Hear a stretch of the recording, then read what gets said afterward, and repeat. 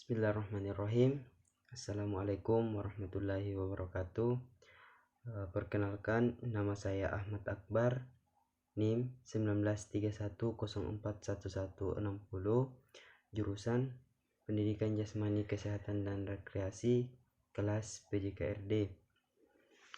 Pada kesempatan kali ini, saya akan memaparkan pengertian, tujuan, dan prinsip tes, pengukuran, dan evaluasi.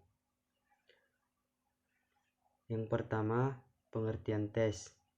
Tes adalah pemberian suatu tugas atau rangkaian tugas dalam bentuk soal atau perintah yang harus dikerjakan oleh peserta didik. Hasil pelaksanaan tugas tersebut digunakan untuk menarik kesimpulan-kesimpulan tertentu terhadap peserta didik. Beberapa contoh tes keterampilan pendidikan jasmani dan olahraga antara lain tes kebugaran jasmani, tes keterampilan bola voli, sepak bola, sepak takraw, bola basket, bulu tangkis, tenis meja, tenis lapangan, senang, renang, dan masih banyak olahraga lainnya. Yang kedua, pengertian pengukuran. Pengukuran merupakan bagian dari evaluasi yang menggunakan alat dan teknik tertentu untuk mengumpulkan informasi secara tepat dan benar. Keterampilan mendapat tekanan penting karena alat yang digunakan harus sesuai dengan kondisi yang akan diukur. Apabila ingin mengukur tinggi badan seseorang, maka alat yang harus digunakan adalah stadiometer. Kebenaran yang dimaksud adalah selain alat yang digunakan yang sesuai, maka teknik pengukurannya juga harus benar. Kalau ingin mengukur tinggi badan, maka orang yang diukur harus berdiri tegak.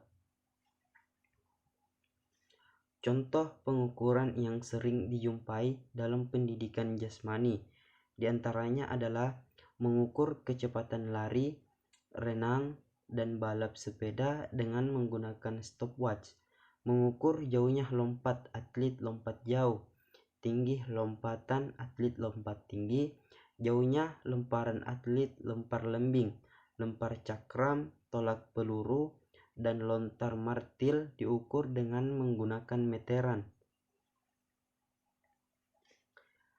Yang ketiga, pengertian evaluasi. Evaluasi adalah suatu bentuk proses untuk mendapatkan informasi secara menyeluruh tentang suatu proses serta hasil dari sebuah kegiatan.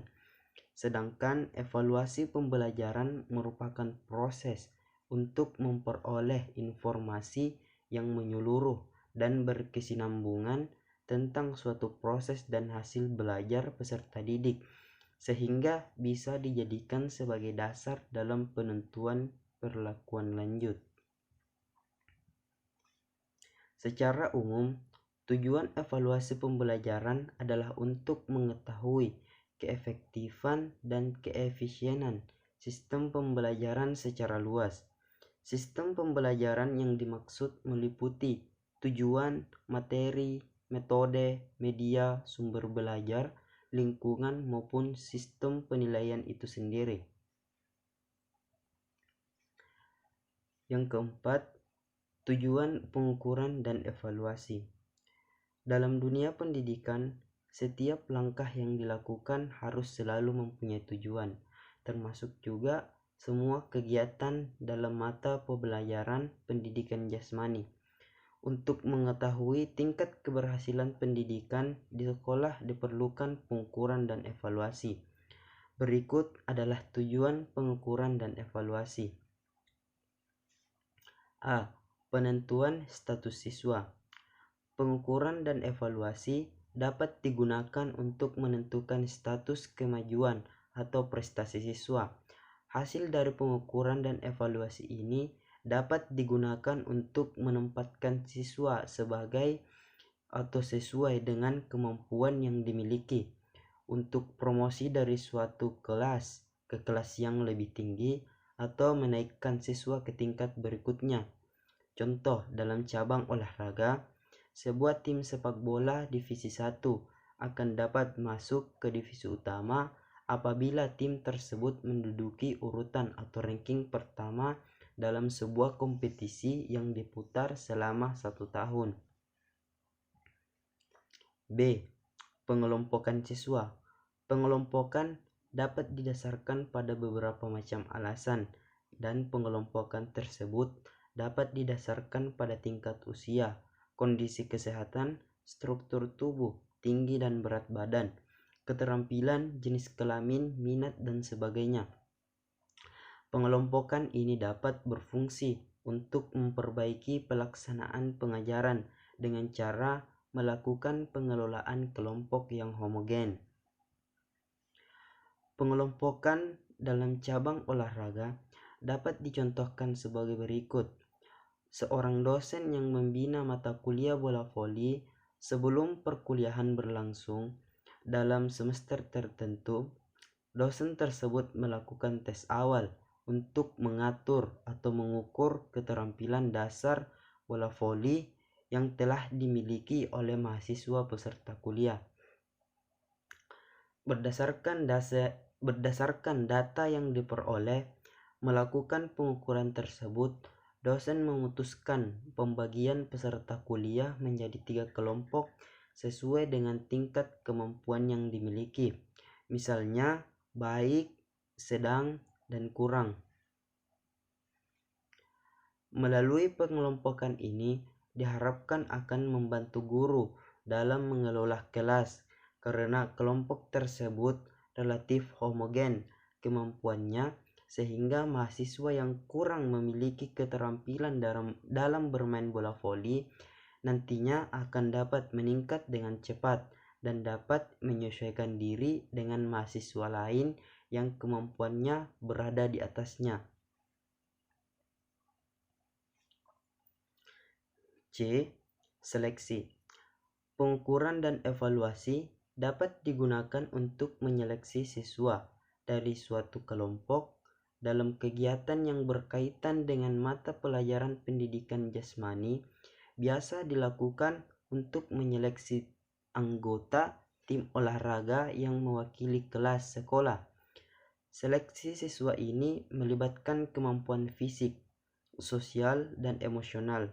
Contoh, untuk kegiatan olahraga, pertandingan antar kelas untuk siswa SMA merupakan salah satu sarana untuk melakukan seleksi terhadap siswa yang berpotensi. Di perguruan tinggi, pertandingan olahraga antar fakultas merupakan sarana untuk melakukan seleksi terhadap mahasiswa yang memiliki potensi dan minat terhadap cabang olahraga tertentu untuk dibina yang lebih intensif. Tes masuk perguruan tinggi negeri, baik tes tulis maupun tes keterampilan, merupakan salah satu contoh pengukuran dan evaluasi yang berfungsi sebagai seleksi untuk menentukan apakah calon mahasiswa tersebut layak diterima atau tidak. D. Diagnostik dan bimbingan. Pengukuran dan evaluasi dapat digunakan sebagai bahan diagnostik untuk mengetahui kelemahan-kelemahan berdasarkan hasil pengukuran dan evaluasi, maka perbaikan atau remedial dapat dilakukan. Dari hasil diagnosis ini, kegiatan bimbingan dilakukan untuk membantu siswa. Untuk pendidikan jasmani, bimbingan diberikan sesuai dengan kelemahan-kelemahan yang dimiliki siswa. Sebagai contoh, berdasarkan pengukuran dan evaluasi yang telah dilakukan, maka diperoleh data beberapa mahasiswa program studi pendidikan olahraga semester 1 lemah dalam mata kuliah renang. Dari data tersebut disusun suatu program untuk membantu mahasiswa yang mengalami kesulitan dalam renang. E. Motivasi. Hasil tes yang diumumkan kepada mahasiswa diharapkan akan dapat membangkitkan motivasi mahasiswa untuk berprestasi yang lebih baik. Dengan mengetahui hasil yang dicapai, Mahasiswa yang memperoleh nilai rendah diharapkan agar lebih memacu diri untuk memperoleh nilai yang lebih tinggi.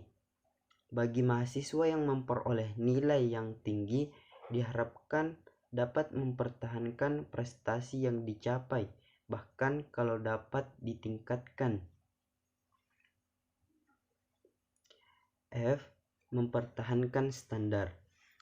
Pengukuran dan evaluasi dapat berguna untuk mempertahankan standar penampilan yang diharapkan mahasiswa.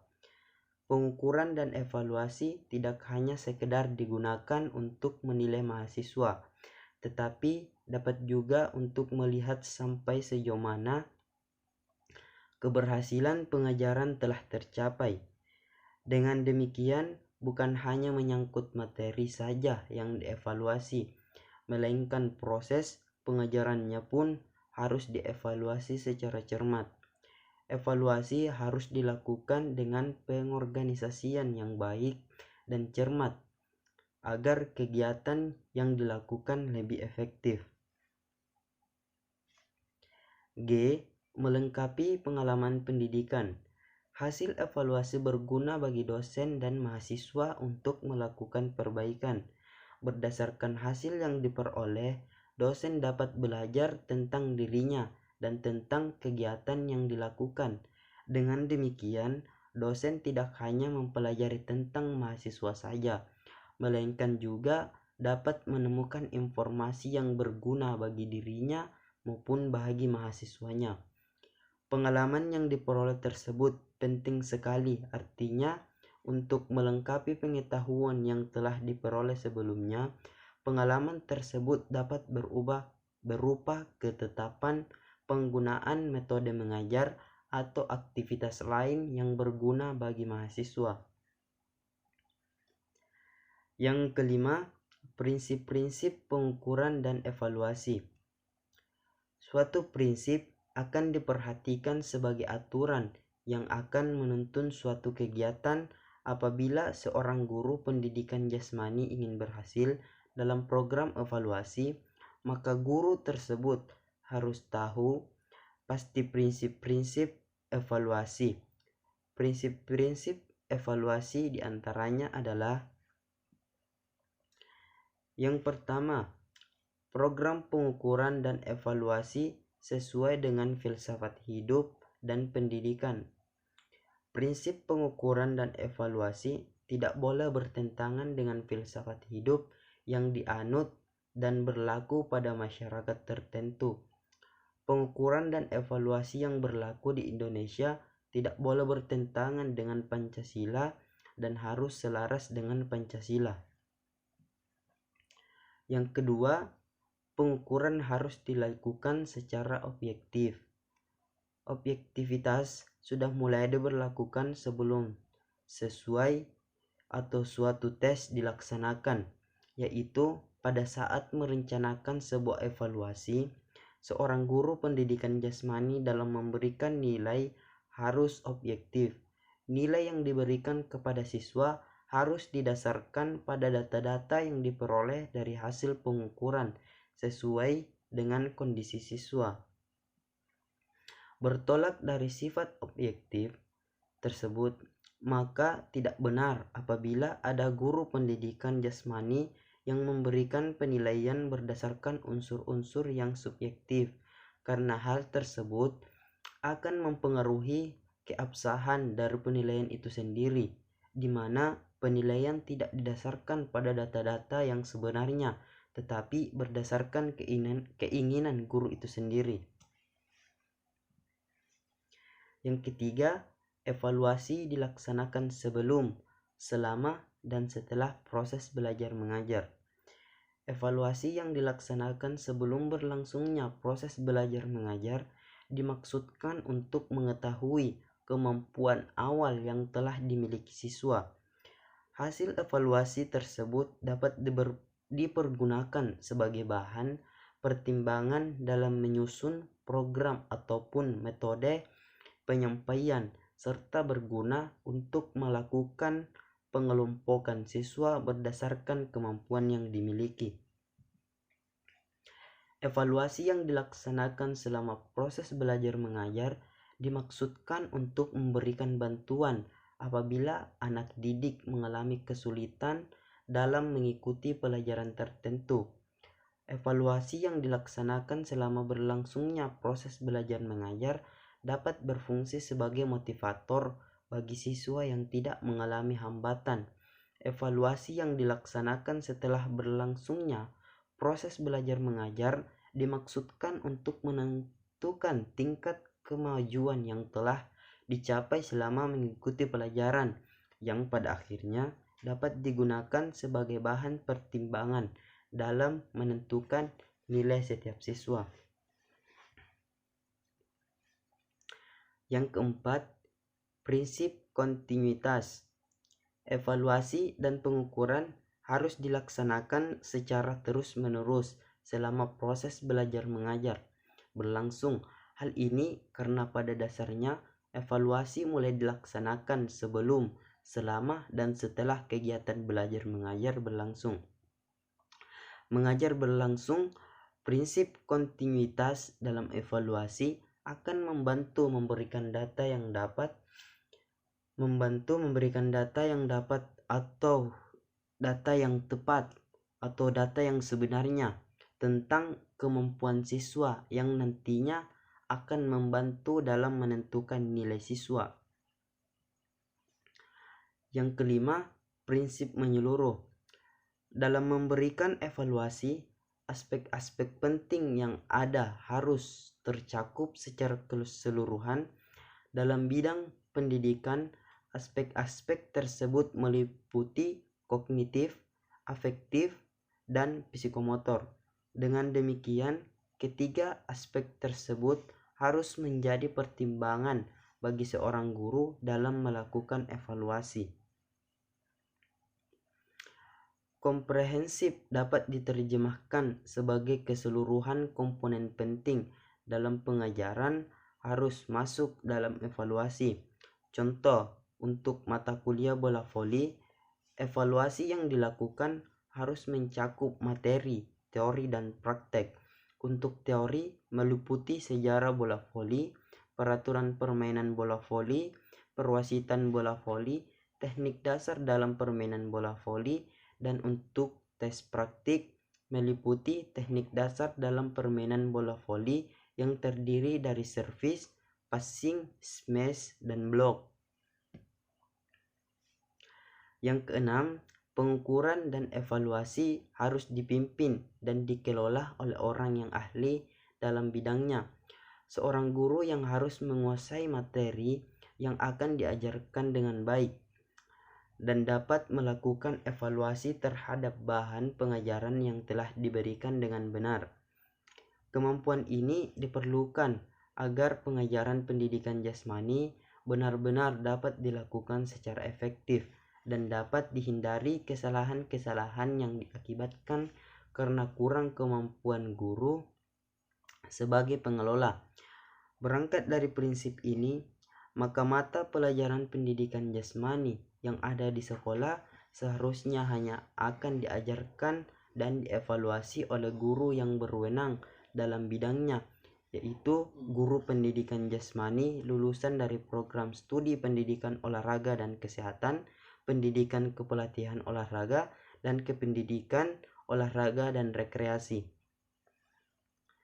Yang ketujuh, hasil dari pengukuran dan evaluasi harus diimplementasikan untuk semua individu tentang aspek sosial, mental, fisik, dan psikologinya. Seorang guru apabila menemukan siswa yang berpenampilan jelek pada saat melakukan tes tidak seperti biasanya, maka guru harus dengan hati-hati dan segera berusaha untuk menemukan penyebabnya. Jika penyebabnya telah ditemukan, guru harus membantunya sepanjang hal tersebut. Memungkinkan jika salah satu penyebab utamanya adalah kondisi fisik, maka seorang guru dapat melakukan terapi dengan cara memberikan program tertentu yang sesuai dengan kondisi siswa. Baik, mungkin itulah yang sempat saya paparkan pada kesempatan kali ini. Kurang dan lebihnya mohon dimaafkan. Saya akhiri dengan ucapan wabillahi taufiq wal hidayah. Wassalamualaikum warahmatullahi wabarakatuh.